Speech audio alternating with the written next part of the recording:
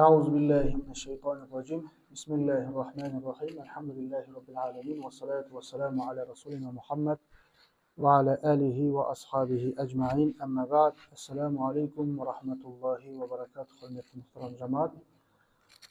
Алла Тағала баршамыздың да мешітімізге арнайы басып келген қадамдарымызды сауаптан жазсын. Оқып отқан жұма намаздарымызды Алла Тағала қабыл етсін.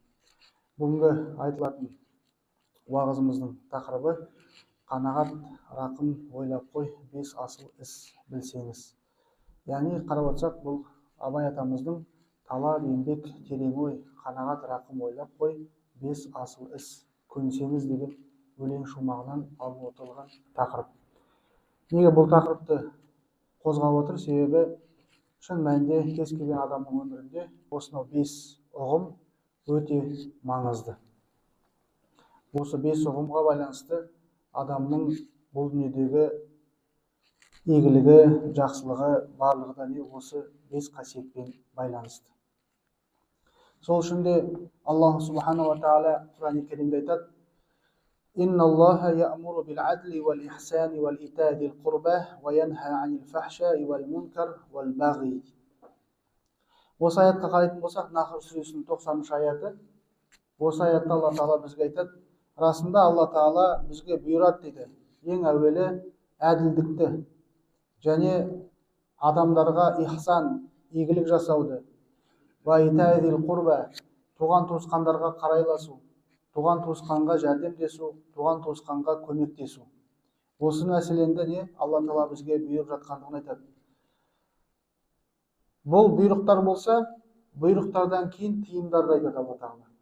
Ва янха анил фахша, яғни Алла Тағала бізді арсыздықтан тыяды. Арсыздық деген түсінікті нәрсе, яғни ұят деген нәрсенің қарама қайшы нәрсесі. Жалпы қоғамда не нәрсе ұят саналса, сол нәрседен кез келген момын мұсылман адам арылуы тиіс. Уәл мункар, мункар деген кез келген жек көрінішті нәрсе. Біз енді шын мәнінде адам болғаннан кейін сондай жек көрінішті нәрселерді істемейміз, көп жағдайда ұната қоймаймыз. Сол үшін де Алла Тағала да бізге осы секілді жиіркенішті нәрселерден арылуды, содан тыйылуды бұйырады. Уәл бағи, бағи деген сөз негізгі мағынасы ол не? Әділдікке қарсы шығу. Яғни әділдікті мойындамау, әділдікке қарсы тұру, қасарысу, осы нәрсені бағи дейді. Осы нәрселердің барлығынан не істейді? Алла Тағала бізді тыйып жатыр. Сол секілді пайғамбарымыз да не еді? Қад афлаха ман аслам ва рузиқа кафафан ва қаннағаху Аллаху бима атах. Қандай мұсылман адам құтылды дейді. Яғни бұл жерде құтылу қай кездегі құтылу? Қияметтегі құтылуды айтып отыр. Яғни адам, мұсылман адам өзінің қияметте Алланың алдына барған кезде құтылған момын мұсылмандардың қатарында болу үшін мына сипаттарға ие болу керектігін пайғамбарымыз айтып жатыр. Қандай да бір мұсылман адам, егер оған өзіне жеткілікті ризық несібесі берілген болса, соған ол кісі өзі қанағат тұтса, Алланың осынау берген ризық несібесіне, бұндай адам не істейді дейді? Құтылды дейді. Яғни бұл жерде, бұл пайғамбарымыз хадисінде екі нәрсеге бізді көңіл бөлуге шақырып отыр. Біріншісі, шынайы жетістікке жету мен құтылу Аллаға толық мойынсынудан тұратындығын ескертіп жатыр осы хадис. Яғни бұл жерде Алла Тағала өзі айтып отыр, Алланың елшісі пайғамбар арқылы: мына момын мұсылман адам ертең қияметте менің алдыма келген кезде құтылған момын мұсылман құлдардың қатарынан болады деп ескертіп жатыр. Осы жерде осы Алланың ескертпесіне бойұсыну, соған толық итағат ету, бұл мұсылманның міндеті. Екіншісі жаңағы қанағат. Сол қанағат деген сипат адамды не істейді? Бұл дүниеде бақытқа, жетістікке, игілікке жеткізеді. Ол тек қана бұл дүниеде ғана емес, сонымен қоса ақиретте де осы қанағатшыл болған адам игілікке жететіндігін осы хадис бізге үндеп соған шақырып жатыр. Одан кейін пайғамбарымыз басқа бір хадисінде айтады: Ар-рахимуна ярхамухумур рахман дейді. Кімде кім адамзатқа, жалпы көпшілікке, өзгеге рахымды болса, рахымшылық жасайтын болса, жаңағы кешірімді, мейірімді, сүйіспеншілік танытатын болса, міне сондай адамға Аллах Тағала Рахман деп жатқан Алланың бір сипаты ғой. Алланың да осынау сипаты оған істейді дариды. Былайша айтқан кезде Алланың да мейірімі, Алланың да оған деген жәрдемі, Алланың да оған кешірімі болатындығын пайғамбарымыз осы хадисінде айтып жатыр. Мән фил ард ярхамку мән фис сама дейді. Осы жерде не жер бетіндегілерге осындай мейірімдікті жасайтын болса, Алла да сол адамға осы мейірімділікті, кешірімділікті нәсіп ететіндігін айтып жатыр. Бұл хадисті имам Тирмизи бізге риуаят етіп жеткізеді. Ал енді Абай атамыздың жаңағы өлең шумағына келер болсақ, ең бірінші талап, еңбек, терең ой. Осы үш нәрсені айтып отыр. Соның ішіндегі бірінші талапқа тоқталатын болсақ. Талап деген нәрсе ол жай ғана ниет ету емес. Жай ғана ниет ету емес. Талап деген кез келген сол ниет еткен нәрсеңе қаратай қадам басу, соған ұмтылу, соған ынтық болу, соған тырысу. Соны не дейді? Талап деп айтады.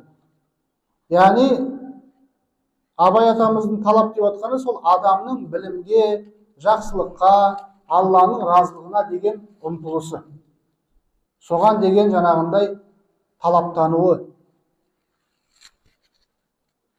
Ал жер бетінде кез келген адамның осыдан артық нәрсесі жоқ. Шын мәнінде қарап отырсақ, адам бұл дүниеге келгеннен кейін ең бірінші талаптану керек болатын нәрсесі ол білім алу. Яғни кез келген жағдайда білім алуға кез келген момын мұсылман адам тырысуы керек. Себебі білімсіз адамның өмірі жалпы қараң болатындығын біз бесенеден білеміз. Одан кейін жаңағы не? Білім алғаннан кейін ол білім адамға пайда беру үшін ол білімнен не болу керек? Жақсылықтар шығу керек. Яғни адам жақсылыққа қаратай ұмтылу керек. Ол алған біліммен өзгеге жақсылық жасай алмаса, ол алған біліммен өзіне жақсылық жасай алмаса, ол білімнен ешқандай пайда жоқ. Сол себепті білім алғаннан кейін міндетті түрде сол жақсылық жасауға қаратай талпыну керек. Ал енді сол жақсылықты да, білімді де Алланың разылығы үшін болмаса, ақиретте де біздің жағдайымыз не болады? Қиын болады. Сол үшін де осы нәрсені түсінуіміз керек. Пайғамбарымыз да Алла Тағала да Құран-ы Кәрімде Таха сүресінің 114 аятында айтады: "Уақур Рабби зидни илма" дейді. Я Раббым, менің білімімді арттыр деген дұға бар. Осы дұғаны Алла Тағала бізге ұсынып жатыр. Әрдайым осы дұғаны тіпті формасында көрсетіп беріп отыр ғой бізге. Рабби зидни илма, Раббым, менің ілімімді, білімімді арттыр деген сөзді, осы дұғаны әрдайым айтып отыруды Аллах Тағаланың өзі бізге не істеп жатыр? Үндеп жатыр. Одан кейін не еді? Құранда Алла Тағала Бақара сүресінің 148 аятында жаңағы талаптан шығып отыр ғой барлығы. Білімге талаптанғаннан кейін фастабиқул хайрат дейді. Игілікте, жақсылықта бір-бірлеріңмен жарысыңдар дейді. Қарап отырсақ, талаптанғаннан кейін білім алып, одан кейін не істеуіміз керек? Енді жақсылыққа қаратай талпынуымыз керек. Жақсылыққа қаратай қадам басып, сол жақсылықта бір-бірімізбен жарысуымыз керек. Өкінішке орай біздің қоғамда бәрі бірдей демей ақ қояйық, бірақ дегенмен керісінше ізгілікте емес, теріс жолдарда жарысатын адамдарды естиміз біз, байқап жатамыз. Кейде анау байқайсыздар ғой, былай бір қараған кезде ол жай қарапайым нәрсе болып көрінуі мүмкін, бірақ шын мәнінде ойланған адам үшін бұл өте зиян. Мысалы, кейбір кісілер істейді, қомағайлық бар ғой, обжорство. Сол нәрседе бір-бірімен тамақ жеп істеп жатады, жарысып жатады. Бұл адамдарға, жалпы қоғамға, жастарға бұның қандай пайдасы бар? Бұның қандай үлгісі бар, өнегесі бар бұдан алатын? Бірақ соны естеміз, біз мәз-мейрам болып, сол ойынды ойнап, жаңағындай өз-өзімізбен жарысып, өзіміздің денсаулығымызға нұқсан келтіреміз. Құдай сақтасын, сол жерде біреудің денсаулығы жаңағы соңғы жейтін тамаққа жетіп қалған жағдай болып қалса, сол жерде тойып алып, содан кейін жаңағы инсульт па, тағы неше түрлі жағдайға душар болып қалса, кім бұған жауапты? Сол себепті Алла Тағала бізге керісінше не дейді? Жақсылықта жарысында дейді. Өкінішке орай бізде жаңағы пиво ішуден де не істейді? Жарыстар ұйымдастырады. Қарт ойнаудан да жарыстар ұйымдастырады. Қазір телефон шұқылап қалсаң болды. Кез келген казино, басқа неше түрлі жарыстар жетеді. Тіпті мынау көп жарыстарда бізде тіпті адал ойындардың өзін істейді, жарыстарға жасаймыз деп арамдап жататын жағдайлар болады. Жаңағындай көпшіліктің қосқан үлесін келеді де бір адамға не істейді, ұтып алған адамға береді ғой. Бұл негізі шариғатымызда дұрыс нәрсе емес. Өйткені үлес не болу керек? Тең бөліну керек. Бұл жаңа не болып кетеді? Азарт дейді ғой, жаңағы құмар ойын. Соның қатарына еніп кетеді. Сол себепті осындай жарыстарда да біз не істеуіміз керек? Момын мұсылман болғаннан кейін мән беруіміз керек. Әрбір нәрсеге қатыса беру, әрбір нәрсеге жаңағындай ат салса беру, бұл дұрыс емес нәрсе екендігін түсініп жүруіміз керек. Сол үшін де Алла Тағала не істеп жатыр? Фастабиқул хайрат дейді. Одан кейін пайғамбарымыз хадисінде айтады: "Ман салака тариқан ялтамису фихи илман" дейді. Кім білім алу мақсатында білім жолына түссе дейді. Көрдіңіз ба? Жаңа талап деген нәрсені шығып отыр ғой. Кімде осындай талап болса дейді Алла Тағаланың елшісі, саххалаллаху лаху бихи тариқа иля джанна. Сондай адамға, сондай талапты адамға Алла Тағала жұмаққа барар жолын істейді, жеңілдетеді. Көрдіңіз ба? Қарап отырсақ, осы талаптан не істеп отыр? Барлық нәрсе шығып отыр. Адам сол игілікке, жақсылыққа деген талпынысы болса, Алла Тағала сол мезетте не істейді? Оған сол жолын, яғни білім алу жолын жеңілдетіп қояды. Яғни де жұмаққа барар жолында сол арқылы жеңілдететіндігін айтып отыр. Қазір қарайтын болсақ, бізде не? Мынау білім алу дейміз ғой. Бұрын мысалы білім алу кішкене қиындау болған. Қазір білім алуға деген мүмкіндік өте ерекше. Тіпті бізді не істейді? Бұрын білім алу үшін шетелге, бәленбай километрлерге жаңағындай сапар шегуге мәжбүр болған бұрын. Қазір олай емес. Қазір ешқайда барып та керек жоқ. Онлайн ала салуға болады. Бірақ өкінішке орай Алла Тағала осы білім алудың жолдарын бізге жеңілдетіп берсе де, сол білім алуға деген құштар адамдар азды. Бұрын керісінше болатын. Білім алудың жолы қиын болды, бірақ сол білімге ұмтылатындар көп болды. Білімсіз күнім қаран дейтін кісілер көп болды. Сол үшін олар не істейтін? Соншалықты қашықтыққа қарамастан сапар шегіп, сол алған білімін алып, кейін еліне оралып, содан істеген медреселер, мектептер, оқу орындар ашып, балалардың жаңағындай қоғамның көзін ашуға, соларға бір нәрсе болса да үйретуге тырысатын адамдар болған. Ол алысқа бармай қойып, ол тек араб елінде ғана емес, біздің өзіміздің де осы қазақ даласында да мынау Тараздан шыққан, Сығанақтан шыққан, мынау біздің әсіресе оңтүстік төңіректерден шыққан қаншама небір білгір ғалымдар сапар шеккендігін біз тарихтан білеміз. Тіпті Каирға да барған, одан бөлек Бағдадқа да оқыған, сол секілді елді мекендерді аралап, кейін сол ілімді елімізде жайған небір ұстаз, ғұлама, ғалым, әулие кісілер жоқ емес, бар. Сол себепті біз қазіргі Алланың бізге берген мүмкіндігін жақсы пайдалануымыз керек. Алла жеңілдетіп қойды ма, ертең оның да сұрауы бар. Оның да ертең несі бар? Сұрауы бар екендігін біз ұмытпауымыз керек. Одан кейін Абай атамыздың қара сөзін айтады: ғылымды, ақылды сақтайтұғын мінез деген сауыты болады дейді. Көрдіңіз ба?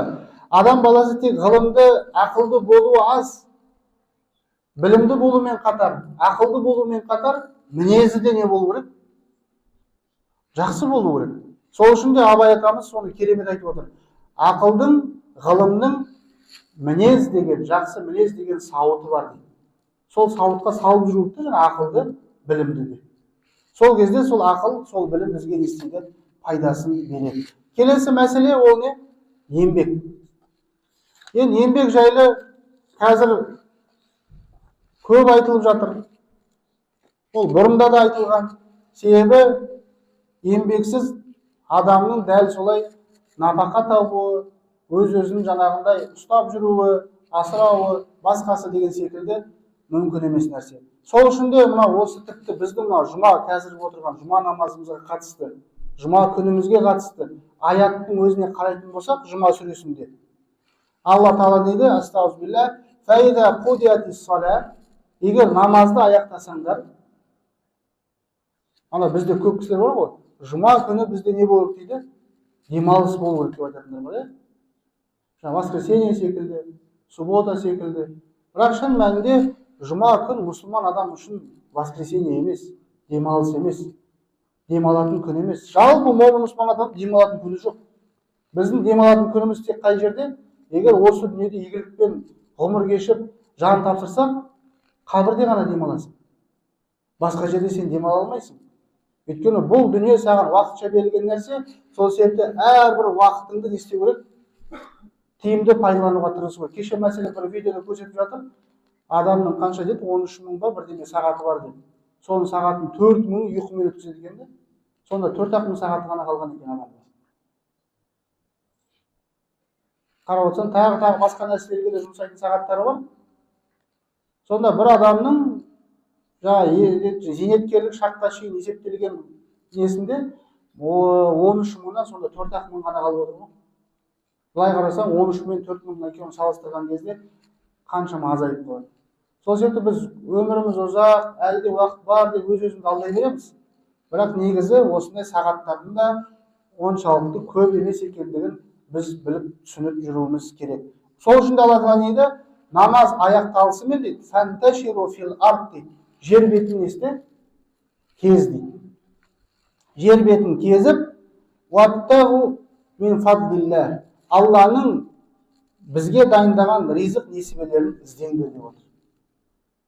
Демек, жұма намазын оқып болғаннан кейін бірден істеуіміз керек, өзіміздің еңбек жасап жүрген кәсібімізге айналып, оралып, сол жерден өзіміздің ризық несібемізді табуға әрекет етуіміз керек. Уазкуруллаха касира. Содан кейін не? Алланы көп зікір ет. Бұл жерде жұма намазы бар, күнделікті мұсылманның оқитын 5 уақыт намазы бар. Одан кейін 5 уақыт намазынан бөлек өзінің жасайтын тасбихаттары бар. Алланы зікір ету, еске алу. Сол үшін соны айтып отыр, яғни көп зікір етіңдер деп отыр. Ләаллакум туфлихун. Осылай істейтін болсаңдар, мүмкін құтыларсыңдар дейді. Яғни игілікке, жақсылыққа қол жеткізерсіңдер дейді. Сол секілді дана халқымызда не дейді? Еңбек бәрін жембек дейді. Еңбек етсең ерінбей, тояды қарның тіленбей. Бұл біздің мектепте 1-ші сыныпта айтылатын мақалдарымыз. Шын мәнінде қарап отырсақ, еңбек еткен адам осылайша қарны да тояды, өзі де өзгені де істейді, тойдырады. Абай атамыз айтады, ант ішіп күнде берген жаны құрсын дейді.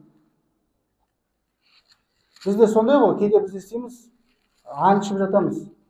Валлахи ертеңнен бастап бүйтем, валлахи ертеңнен бастап сөйтем, валлахи жаңағындай тағы бар басқа нәрсені бастайын, жасайын деп әйеліне уәде беру мүмкін, шешесіне уәде беру мүмкін, әкесіне айту мүмкін, өз-өзіне солай ант ішіп уәде беру мүмкін. Соны Абай атамыз айтады, ант ішіп күнде берген жаны құрсын дейді. Арын сатып тіленген малы құрсын дейді. Яғни біреулерден тіленіп мал сұрап жүрген адамдардың оны да құрсын деп жатыр. Ондайға да бармай қой деп жатыр. Оның да қажет жоқ, керек жоқ деп жатыр. Керісінше не дейді? Еңбек қуаныш, жалқаулық арылмас азап дейді.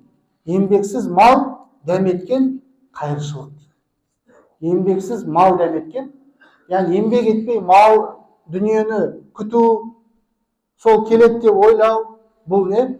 Қайыршылық деп жатыр. Бар болғаны қайыршылыққа ұшырайсың деп жатыр. Ешқашан адамға еңбексіз мал дәулет бітпейтіндігін ескертіп жатыр. Бірде пайғамбарымыздың өмірінде де осындай бір оқиға болған. Ансарлықтардың бірі Алла елшісіне келген. Я Алланың елшісі, маған бір көмек берсеңіз деп өтініш білдірген. Сол уақытта пайғамбарымыз ол кісіге айтады, сенің үйіңде не бар дейді. Ол айтады, екіге бөліп жамылатын жамылғымыз бар дейді. Біреуін астына төсейді де, біреуін үстеріне жамылады ғой сонда. Одан кейін не істейді? Жаңағы сусын ішетін сондай бір торсықтары бар екендігін айтады. Одан кейін сол сусын ішетін тостақандары бұрынғы жаңағындай біздің кесеміз секілді сондай тостақандарымыз бар дейді. Сол уақытта пайғамбарымыз саллаллаху алейхи ва саллям айтады, сол екі нәрсені маған алып келші дейді, үйіңнен. Кейін ол кісі не істейді? Жаңағы жамылғыны, тостақанды алып келеді. Сөйтіп пайғамбарымыз жаңағы көпшіліктің ортасында тұрып айтады, мына екі затты кім менен сатып алады дейді. Сол кезде бір кісі шығады, мен бір дирхамға сатып аламын дейді. Пайғамбарымыз саллаллаху алейхи вассалам айтады, кім бұған бір дирхамнан артық береді дейді. Екінші кісі шығып айтады, мен 2 дирхамға сатып аламын дейді. Сөйтіп пайғамбарымыз оған не істейді, жаңағы екі затты 2 дирхамға сатады. Сөйтіп 2 дирхамды алып жаңағы кісінің қолына береді.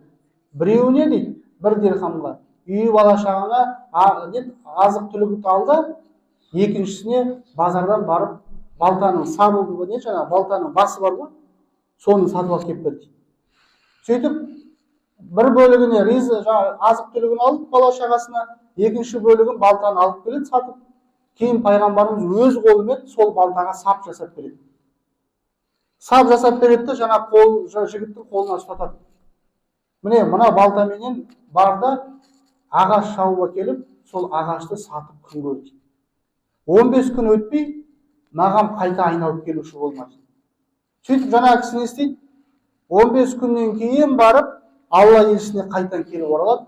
Сөйтіп айтады, я Алланың елшісі, менің сіздің ұсынған ісіңізден маған береке дарып, қазір міне қолымда 10 дирхам бар. Сөйтіп 10 дирхамға не істеген ол? 5-еуіне азық түлік алып, 5-еуіне киім кешек алып, бала шағасын осылай істеген, асырауға еңбек еткен. Қарап отырсақ, міне пайғамбарымыз да не істеп жатыр? Сол адамды еңбекке баулып, еңбекке жаңағындай көңіл бөлгізіп, жұмыс жасауға, құр жай қол қусырып сұрай бермеуге не істеп жатыр? Шақырып жатыр. Кейін осы сөзді айтқаннан кейін пайғамбарымыз жаңа кісінің ісі үшін қуанып, оған былай дейді: бұл сен үшін қиямет күні қайыр сұраудың бетіңе қарадақ болып басылып келгеннен әлде қайда қайырлы. Демек қарап отырсақ, біз сұраншақ болсақ, ертең қиямет күні сол бізге қарадақ болып ертең бетімізге басылады. Не үшін сен осындай сұраншақ болдың? Неге еңбек етпедің? Неге жұмыс жасамадың деген секілді нәрселер ертең бәрібір де бізге айтылмай қоймайды. Сол үшін оданша қазір осы дүниеде біздің жанашыр адамдарымыз бізге осылай бетімізге басып айтсын. Бар жұмыс істе, әкеміз болсын, ағамыз болсын, туысқанымыз болсын, жанашыр қандай да бір тіпті жанашырмайтын жай даладағы көшедегі біреу болса да, оданша сол сөйтіп айтсын бізге. Бар жұмыс істесейші, аяқ қолың балғадай ғой, жігітсің ғой деген секілді сөздерді осы дүниеде айтылсын, қияметте айтылғаннан гөрі. Кейін пайғамбарымыз дейді, шын мәнінде қайыр сұрауға тек 3 адамға ғана рұқсат етіледі деп айтқан. Қайыр сұрауға. Соның бірі кім деген кезде, аса ауыр жоқшылыққа тап болған адам, көтере алмайтын қарыздың астында қалған адам, және құн өтеу секілді ауыр міндет жүктелген адам. Құн өтеу деп отқан бұл жерде бұрын білесіздер ғой, дия дейтін болған. Адамды жаңағында байқаусызда өлтіріп алса, сол адамға не істейтін болған? Құн төлейтін болған. Міне сондай ауыртпашылыққа душар болып қалса, абайсызда. Міне сондай адамға ғана біреуден бірдеме сұрауға не болады деп жатыр? Рұқсат деп жатыр. Міне осы 3 категория. Осы 3 категорияда жоқпыз ба? Демек бізге бұл нәрселерден сұрануға арлануымыз керек. Ар намысымыз бұған жібермеу керек. Бұдан біз не? Ұялып, қысылып, қымтырылуымыз керек. Үшінші нәрсе не деп отыр? Абай атамыз ол терең ой. Терең ой деп отқан ол тафаккур. Тафаккур деген нәрсе Алланың жаратқан нәрселеріне, жаратылыстарына қарап шеберді тануға былайша айтқан кезде. Біз мысалы базарда ма, дүкенде ма кетіп бара жатқан кезде бір жерде бір керемет суретті көрсек, не істейміз? Таңғалып, таңырқаймыз. О, мынау қандай керемет сурет. Қараш қалай салған, өз қолымен салған, жаңағы акварель ма, неше тағы түрлі құралдар бар ғой. Солармен салған бұл не емес, жаңа фото емес. Кәдімгі қолмен жасалған, қолмен жасалған еңбек. Соған біз не істейміз? Таңырқап, мә керемет деп айтамыз. Тіпті шетелдіктер не істейді? Сондай искусствоның, сондай жаңағындай суретшінің еңбектерін, және сол суретшілердің өздерін ұлықтап жоғары қояды. Бірақ сол суретшілердің суретіне қарап, енді осы дүниедегі біздің керемет табиғатымызға қараймыз ғой. Салыстырып болмайды ғой екеуі, мүлде. Анау қатып тұр. Мына жердегі Алланың салған табиғаты жыбырлап тұр да. Ана судың ішінде жаңа жерде су тұрса жай қатып тұрған. Ана жерде су не істеп жатыр? Қозғалып жатыр. Оның ішінен балықтар келіп істеп қояды, секіріп қояды. Оның ішінде инелік, құстар, тағы басқа. Төбесінде әрі қарасаң дәл солай. Құстар, неше түрлі нәрсе. Шөптің өзі жыбырлап жатыр. Ол шөптің ішіне кірсең, неше түрлі жәндіктер жыбырлап жатыр. Бірақ сол суретке қарап отырып, біз Алланы ұлықтамаймыз да. Жаңағы суретшілердің кім бар? Танымал суретші қандай бар? Әлемге танымал. Кім біледі? Mesela Picasso'ны айтады, ойбай керемет деп. Бірақ Алланың осындай керемет шебер екендігіне тілі бармайды да байғұстың. Сол үшін де тафаккур деген нәрсе сол. Ана терең ой деп отқаны Абайдың. Осы нәрсе. Яғни сол терең ойға адам не істеу керек? Шомылу керек. Өйткені Абай атамыздың бір сөзі осы нәрсені керемет ашады. Кім жүрер тіршілікке көңіл бермей дейді. Қараңыз. Кім жүрер тіршілікке көңіл бермей, бақи қоймас фәнидің мінін көрмей дейді. Бақи деп отқан ол не? Мәңгі бақи. Ол Алла ғой. Сол Алла Тағала дейді, міндетті түрде мынау фәни жалған бар ғой.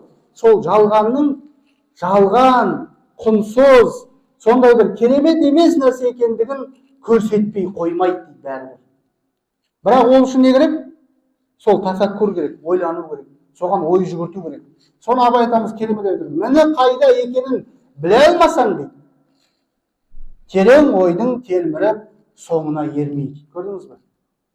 Сол үшін де Алла Тағала да Құранда да, аяттарында да не істейді? Бізге осы тафаккур қылуды айтады. Инна фи халқис самауати вал арди ла аяти ли улил албаб дейді. Расында аспандар мен жерлердің жаратылысында дейді. Аспандар мен жердің жаратылысында ойланған, ақыл есі бар адамдар үшін белгілері бар дейді. Бірақ соны не істейді? Сол ойланған адам ғана түсінеді дейді. Сол үшін де пайғамбарымыз не дейді? Тафаккару фи халқиллахи ва ла тафаккару фи затиллахи дейді Алла Тағаланың елшісі. Яғни бұл сөздің мағынасы Алланың жаратылысын жайлы ой жүгірт дейді. Бірақ Алланың заты жайлы ой жүгіртпе дейді.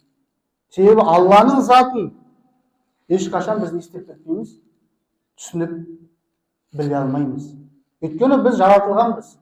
Жаратылған жаратушының толық сипатын, затын ешқашан меңгере ала алмайды. Сол үшін де Алла Тағала не істеп жатыр? Бізге осы жаратылысқа қарата көңіл бөлуді айтып жатыр. Одан кейін мынау тафаккару саатин хойру мин ибадати санади. Осындай бір айтылған ғибратты сөз бар. Бір сағат ой жүгірткен мезет бірнеше сағат құлшылықпен өткізгеннен артық. Себебі Алланың шын мәнінде сипаттарын мойындау, соны ұлықтау, соны керемет деп тану, бұл Алла үшін үлкен нәрсе. Сол үшін де жаңағы нәпіл құлшылықтан қарағанда осындай тафаккур қылудың да маңыздылығын айтып жатыр. Төртінші нәрсе ол не? Бізде қанағат. Ләин шакартум ләзиданнакум дейді. Егер шүкір етсең, Алла Тағала арттырам дейді. Хадисте де нейді? Пайғамбарымыздың хадисін айтады. Ләйсәл ғина ан касратил араб.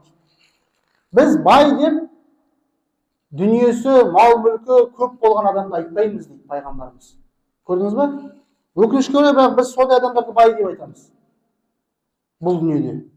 Бірақ пайғамбарымыз не деп жатыр? Біз дейді бай деп дүниесі көп болған адамды айтпаймыз дейді. Уалакин ал-ғина ғинан нафс. Бірақ біз бай деп кімді айтамыз? Көңілі, көкірегі бай болған адамды біз бай деп айтамыз.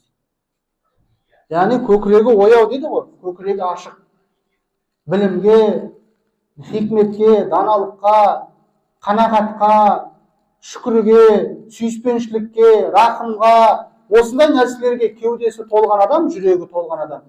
Міне сол адам бай адам, пайғамбарымыз. Сол үшін де осы нәрселерге біз өте мән беруіміз керек. Ирда бима қасамаллаху лак такун агнан нас. Алланың саған бөліп берген нәрсесіне разы бол дейді. Сол кезде Алла Тағала не істейді? Адамдардың ең байы сен боласың. Бірақ бізде мына қызғаншақтық деген нәрсе бар ғой. Қызғаншақтық деген нәрсенің сорақы, жаман нәрсе болуының себебі сол. Біз өйткені не істейміз? Біреудің қолындағы дүниеге қызғанамыз. Не қызғану деген сөз? Оған берілген нығметке не істеу? Неге оған берілді? Неге маған берілмеді деп осылай сынай таныту. Осыны қызғаныш дейді. Сол себепті қызғаншақтықтан адамның одан алары ешқандай нәрсесі жоқ. Өйткені бұл жерде біз қызғану арқылы кімге қарсы келіп отыр? Ризық несібені бөлуші кім? Алла Тағала. Біреуге артық берсе, саған кем берсе, ол Алланың ісі. Демек саған не істеп жатыр? Жаңа құлым, сен әлі ана кісінің қолындағы байлыққа сен әлі дайын емессің деген әңгімесі ғой, былайша айтқан кезде. Ондай байлық болса сенің қолында қазір. Мен саған бар болған жаным ашиды. Бірақ сен анандай байлыққа қазір қол тигізіп кетсең, сен істеп кетесің, тайғандап, менменсініп, жұртты көрмей, көкірегін көрікке көтеріп, не істеп кетесің? Жаңағындай болмайтын нәрселерге қаражат жұмсап, сөйтіп өз-өзіңді жоғалтып аласың деген сөзі ғой, былайша айтқан кезде. Сол үшін де бір кезде қандай да бір ризық берілмей жатқан болса, оған жылап, оған жаңағындай күйініп, бұл дүниемен жаңағындай қош айтысу деген сияқты нәрсе болмау керек. Өйткені Алла Тағала дейді, адамның ажалы адамның артынан қалай іздеп келетін болса, адамның ризығы да дәл солай. Ол адамнан қашып құтылмайды, кетпейді. Бәрі айналып келеді саған. Сол себепті де осы Алланың бөлуіне біз разы болуымыз керек. Сол үшін де пайғамбарымыздың айтып отқан нәрсесі сол. Ал енді ең соңғысы пайғамбарымыздың және де Алла Тағаланың және де Абай атамыздың айтып отқан нәрсесі ол осы рахым. Бұл 5 қасиеттің тәжі, яғни рахым, мейірім, кешірім, жанашырлық, жаңа айттық қой. وَمَا أَرْسَلْنَاكَ إِلَّا رَحْمَةً لِلْعَالَمِينَ. Тіпті өзінің сүйікті пайғамбарын Алла Тағала істеп жатыр, бұл дүниеге осы рахым етіп жіберіп отырды. Бұл дүниеде бізді қарап отырсақ, не біріктіреді? Бұл дүниеде бізді шын мәнінде не біріктіреді десек, осы рахым біріктіреді бізді. Бір адамға бір жерде мейірімділік жасалып жатса, содан біздің жүрегіміз елжірейді. Сол адамның ісіне қарап біз істейміз, қуанамыз. Соған жүрегіміз жібейді. Қандай керемет адам, қандай жанашыр адам деп не істейміз, сол адамды жақсы көре бастаймыз. Бұл не? Бірігу, жаңағындай бірлікке, ынтымаққа үндейтін нәрсе осы сол рахым. Сол үшін де пайғамбарын да осы рахым етіп жіберіп отыр. Өйткені пайғамбарымыздың іс-әрекетіне қатысты Алла Тағала бір Құран аятында басқа бір аятта былай дейді. Егер сен сол сахабаларыңа дейді, дөрекі болғаныңда дейді, олар сенің қасыңа бұлай жоламас еді. Сенің қасында бұлай жиналмас еді. Бірақ сол сен мейірімді болдың, рахымды болдың, соның себебінен олар сенің қасынан істеді, ұйысты, жиналды дейді. Инна Аллаха юхиббул мухсинин. Сол сияқты Алла Тағала ізгілік жасаушыларды жақсы көреді. Ар-рахимуна ярхамухур рахман. Жаңа біз айттық, ла ярхамуллаху ман ла ярхамун нас. Алла Тағала адамдарға мейірімдік жасамағандарға Алла да мейірімдік жасамайтындығын ескертіп жатыр. Сол үшін де Абай атамыз 17-ші қара сөзінде айтады. Ақыл, қайрат, жүрек. Осы үш ұғымды бір-бірімен естейді, таластырады. Қайсысы күшті, қайсысы мықты, қайсысы басым деп. Соның қорытындылай келе ол кісі не еді? Үшеуінің басымды қос дейді. Үшеуің де басымды қос дейді. Яғни үшеуін істесін дейді. Мен мықты, анау мықты демей, үшеуін қосылыңдар дейді. Яғни ақыл, қайрат, жүрек. Сосын үшеуін қосылыңдар да бәрін жүрекке билет. Көрдіңіз бе? Барлықтарын сол ақылды да жүрекке билет, қайратты да жүрекке билет. Сол кезде жақсы болады деп отыр да. Адамның бойынан жақсы мінездер шығады. Егер әйтпесе біз мысалы қарасақ, қайрат деген не ол? Күш қой. Күшті егер жүрекке билетпесек, рахымға, мейірімге, онда не істеп қоямыз? Біреуді ұрып қоямыз, біреуге зұлымдық қылып қоямыз. Күшімізді, өзіміздің жаңағындай мансабымызды, тағымызды пайдаланып, біреуге зұлымдық жасап қоямыз. Сол секілді ақылды болып, оны жүрекке байламасақ, мейірімге байламасақ, Кейін не істейміз? Сол ақылымызбенен неше түрлі адамзатқа зиян беретін нәрселерді де ойлап шығуымыз мүмкін. Қазір бар ғой ондай нәрселер, искусственный неше түрлі нәрселер шығарып жатыр ғой қазір. Оны жегеннен де, басқа қылғаннан адамға пайдасы жоқ, тек қана зиян, бірақ арзан сатқан кезде. Сол үшін де айтып отыр, сол ақылды және де қайратты осы жүрекке билет деп отыр. Сол үшін де айтатын нәрсеміз ең қорытынды, Абай атамыздың жаңа талап дегеніміз ол бастау, еңбек дегеніміз ол әрекет, терең ой дегеніміз ол бағыт, қанағат дегеніміз ол жүректің тыныштығы, рақым деп отқанымыз ол кемел мінез. Осы 5 қасиет адамның бойында болса, сол адам не істейді? Игілікке бұл дүниеде де, ақиретте де қол жеткізетіндігін ұмытпауымыз керек. Уахиру дa'вана алхамдулиллахи раббил аламин. Алла Тағала разы болсын тыңдағандарыңызға және осы айтылған мауғизамызға ең әуелі өзім және баршамыздың да амал етуімізді нәсіп болсын.